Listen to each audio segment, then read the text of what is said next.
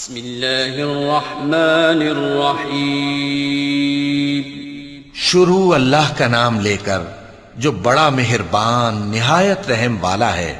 اذا الشمس كورت واذا النجوم كدرت واذا الجبال سيرت واذا العشار عطلت واذا الوحوش حشرت واذا البحار سجرت واذا النفوس زوجت واذا الموءودة سئلت بأي ذنب قتلت واذا الصحف نشرت واذا السماء كشطت وإذا الجحيم سعرت وإذا الجنة أزلفت علمت نفس ما أحضرت فلا أقسم بالخنس الجوار الكنس والليل إذا عسعس والصبح إذا تنفس إنه لقول رسول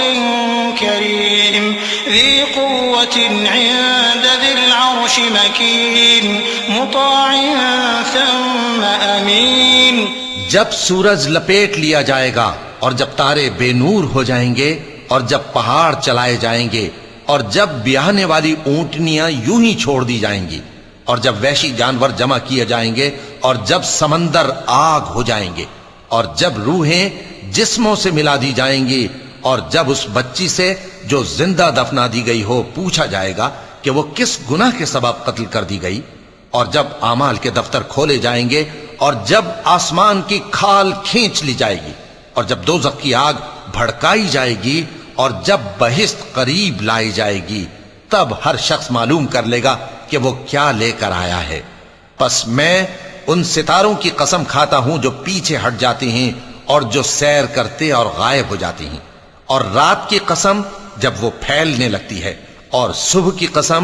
جب وہ نمودار ہوتی ہے، کہ بے شک یہ قرآن اس فرشتہ عالی مقام کا سنایا ہوا پیغام ہے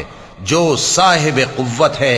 مالک عرش کے ہاں اونچے درجے والا ہے، سردار ہے، ساتھ ہی امانت دار ہے۔ وما صاحبكم بمجنون ولقد رآه بالأفق المبين وما هو على الغيب بضنين وما هو بقول شيطان رجيم فأين تذهبون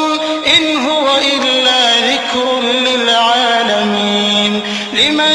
شاء منكم أن يستقيم وما تشاءون إلا أن يشاء الله رب العالمين۔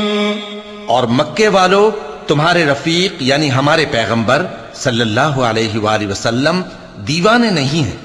اور بے شک انہوں نے اس فرشتے کو آسمان کے کھلے کنارے پر دیکھا ہے، اور وہ غیب کی باتوں کے ظاہر کرنے میں بخیل نہیں، اور یہ کسی شیطان مردود کا کلام نہیں ہے۔ پھر تم لوگ کدھر جا رہے ہو؟ یہ قرآن تو تمام جہانوں کے لیے نصیحت ہے، یعنی اس کے لیے جو تم میں سے سیدھی راہ چلنا چاہے، اور تم لوگ کچھ بھی نہیں چاہ سکتے مگر وہی جو اللہ رب العالمین چاہے۔